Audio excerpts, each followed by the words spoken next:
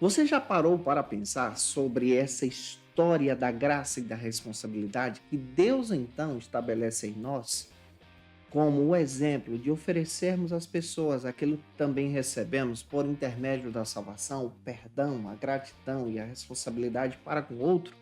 Na lição de hoje, lição de número 4, aqui da classe dos nossos adolescentes, nós vamos abordar sobre esse tema, uma história sobre a graça e a responsabilidade, uma parábola de Jesus. E é claro que neste segundo trimestre nós estamos abordando um texto escrito pelo pastor Rafael Luz, que trabalha sobre o seguinte argumento: as parábolas de Jesus são vivas. E nós vamos iniciar a nossa aula de forma muito clara, entendendo esse texto com você. Eu me chamo pastor Janderson Nascimento, estou segundo vice-presidente da Assembleia de Deus aqui em Vitória da Conquista, uma igreja pastoreada pelo pastor Davi Oliveira. Boa sorte. E você que está chegando por aqui, aproveita, se inscreve, se torne um dos nossos alunos e inicie a tua aula por algumas bases bíblicas que a própria lição já traz para você. A primeira base bíblica é a leitura bíblica, que se localiza em Mateus capítulo 18, versículos 23 ao 35.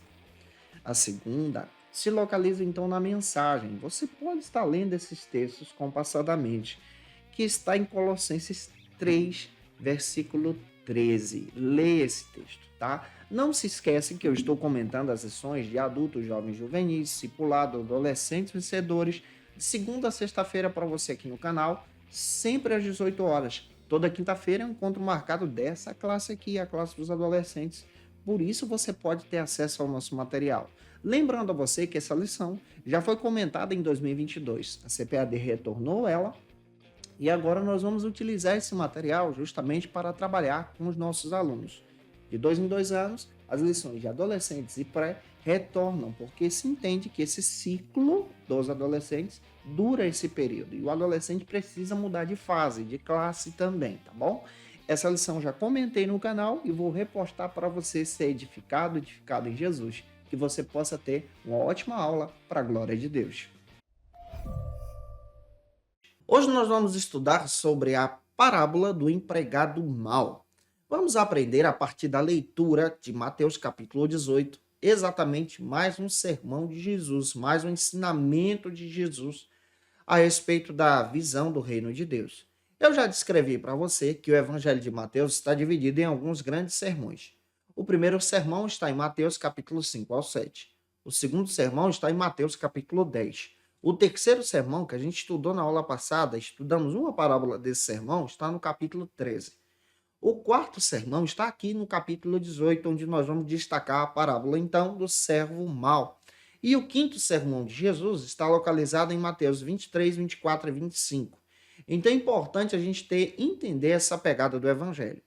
Compreendendo muito bem a respeito dessa parábola, nós vamos entender que cada parábola tem uma verdade só. Então Jesus está ensinando essa parábola aos seus discípulos, apresentando exatamente a realidade do coração dos religiosos diante da visão do reino de Deus. E apresentando também qual a perspectiva verdadeira daquele que é discípulo de Jesus, daquele que segue a Jesus.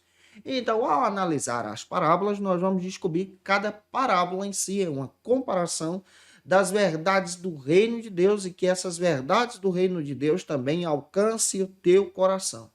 E eu espero que Deus em Cristo ministre na tua alma, analisando esse texto comigo, para a glória de Deus. Então, já avançando, vamos agora para o primeiro ponto, que trata sobre o seguinte assunto: o rei perdoa a dívida como um ato da graça. A parábola de hoje demonstra o coração de um servo mau. Esse servo mau que descreve exatamente a falta da responsabilidade em tratar o outro bem, aquilo que foi lhe atribuído a si em bondade. O símbolo desse servo mau também pode ser aplicado sobre Israel. Israel que recebeu o benefício da graça de Deus de ser um exemplo para a glória de Deus nos dias de Jesus, no sentido dos líderes religiosos, tá? E esses líderes religiosos agora passam a agir de forma má com aqueles que estavam buscando a presença de Deus. O que a parábola nos conta? Nos conta que um servo devia uma quantia muito grande, então, para um grande rei. E esse servo não tinha condições de pagar aquela quantia. O rei, então, pede para que aquela quantia seja cobrada. E se ele não pudesse pagar em dinheiro, a sua família seria levada como escrava, assim como ele. Mas o servo clama, suplica, pede por misericórdia ao rei, e o rei, então, decide agir como graça e perdoa a dívida desse servo. Só que a Bíblia também nos conta que esse servo, depois de ser perdoado, vai então aos seus devedores, a quem lhe devia. E essas pessoas que lhe devia são cobradas. E ao serem cobradas, essas pessoas não tinham condições de pagar, semelhante a ele, que era o servo. E essas pessoas que não tinham condições de pagar, pedem então misericórdia a ele, mas ele não age com misericórdia. Ele age sentenciando com maldade, de forma ferrenha e feroz. Isso chega ao ouvido do rei, que então manda prendê-lo e julgá-lo de uma forma muito eficaz e poderosa. O que Jesus está nos ensinando com essa parábola?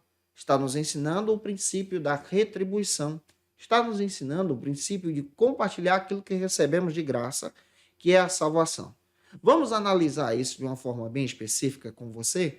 O primeiro subtópico trata então sobre o seguinte assunto: todos temos uma dívida impagável. Se nós olharmos para essa parábola, nós vamos entender que nós temos uma dívida impagável. Nós somos pecadores.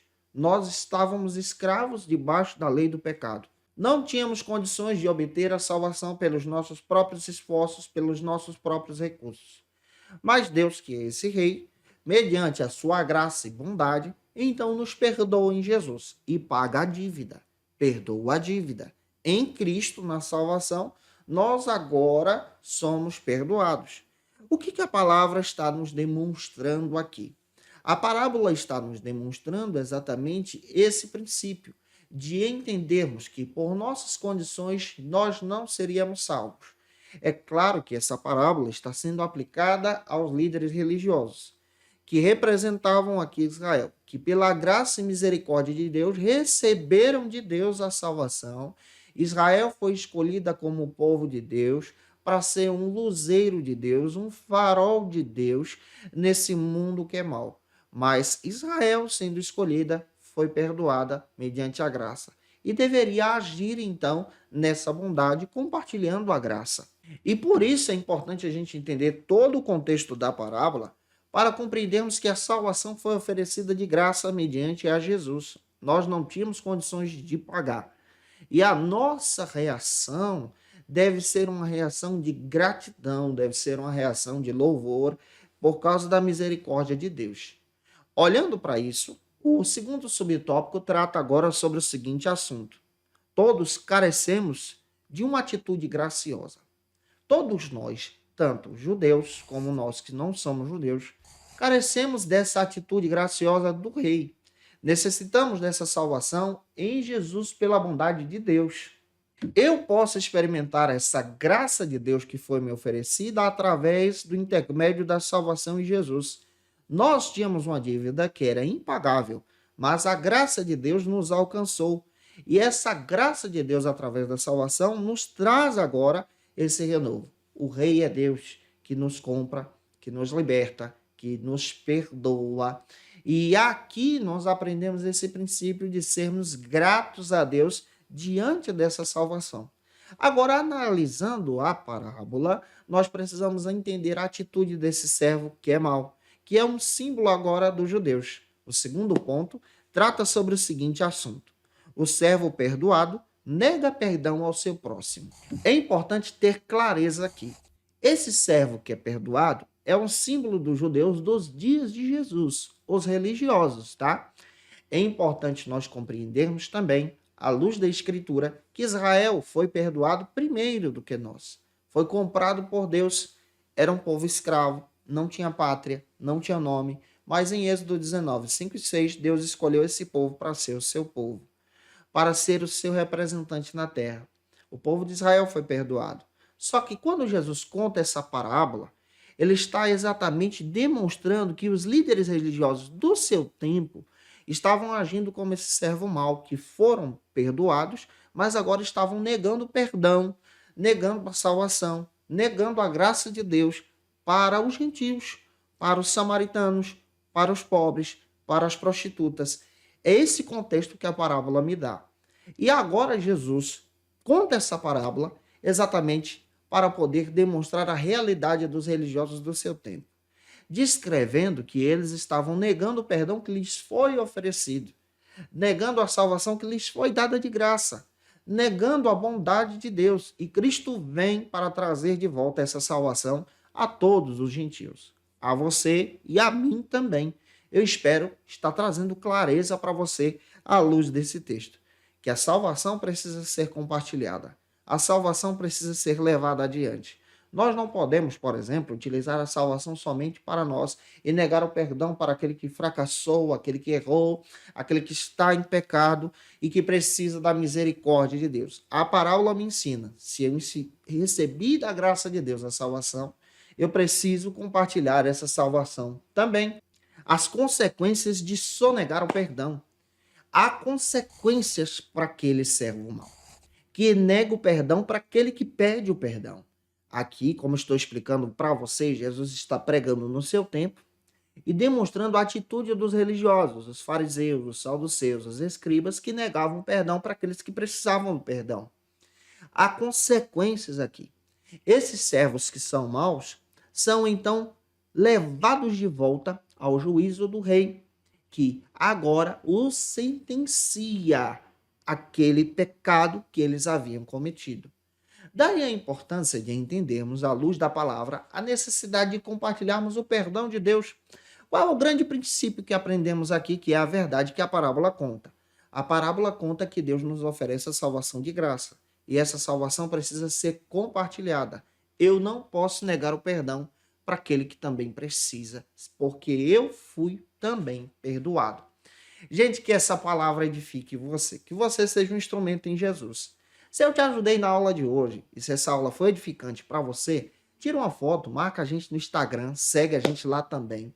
Manda esse vídeo para mais alguém que você conhece que precisa muito assistir essa aula e edifique vidas para a glória de Deus. E se você está afastado de Jesus e quer voltar para os caminhos do Senhor, você pode fazer isso escrevendo aí no comentário: eu quero voltar para Jesus, utilizando o teu celular com leitor de QR Code, fazendo isso, escaneando esse QR Code que está aí, preenchendo o cadastro. Nós vamos orar por você em Jesus. Que Deus te abençoe para a glória de Deus. E como dica de leitura, eu quero indicar para você que está estudando com a gente a palavra de Deus, especialmente as parábolas nesse trimestre, eu quero indicar para você o Evangelho do Reino, de George Led. Esse material é sensacional para você que gosta de estudar sobre o Reino de Deus e a visão de Jesus. As parábolas de Jesus, do pastor Helena Cabral, pode te ajudar muito. E também as parábolas de Jesus, do John MacArthur. Esse material é sensacional para quem está estudando com a gente as parábolas durante esse trimestre. Eu te aguardo por aqui na nossa próxima lição, lição de número 5, onde nós vamos trabalhar sobre o reino de Deus e as sementes. Um beijo no teu coração e até a próxima aula, se Deus quiser.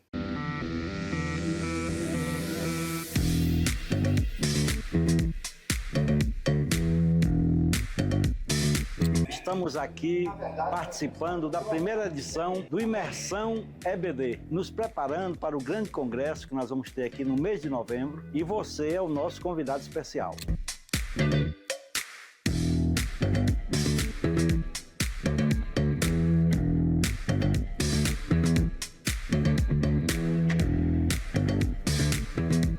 Meus queridos irmãos, a paz do Senhor, nós estamos aqui, eu creio que já no ensaio, ao grande congresso de Escola Bíblica Dominical, que vai acontecer no mês de novembro.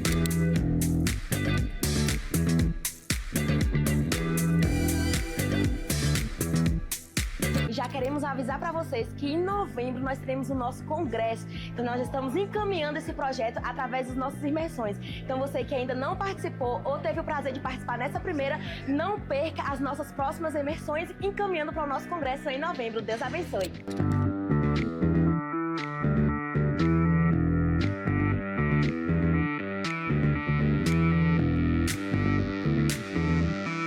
Pessoal, eu quero fazer um convite especial para você, do nosso congresso da Escola Bíblica Dominical aqui em Vitória da Conquista, que vai acontecer nos dias 1, 2 e 3 de novembro.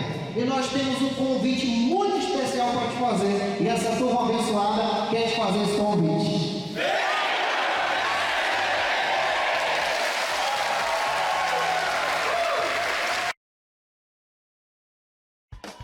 E você que é professor ou aluno da Escola Bíblica Dominical, quer se preparar para ministrar uma aula de excelência na EBD da sua igreja? Inscreva-se no canal do YouTube do pastor Janderson Nascimento, onde você vai encontrar aulas, subsídios e recursos das lições bíblicas da Escola Dominical.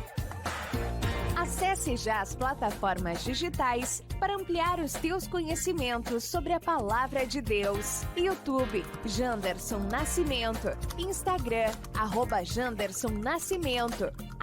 @FacilitaEBD. facilitaebd.com.br.